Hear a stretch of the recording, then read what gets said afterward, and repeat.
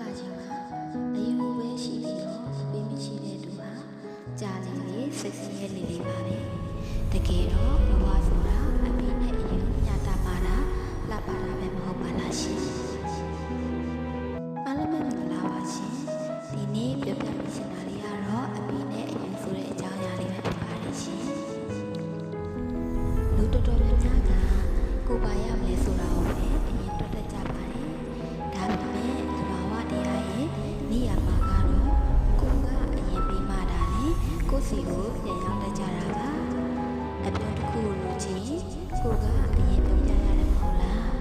လေးစားဖို့လူချင်းရင်လေကိုကပဲအရင်လေးစားပြရပါတယ်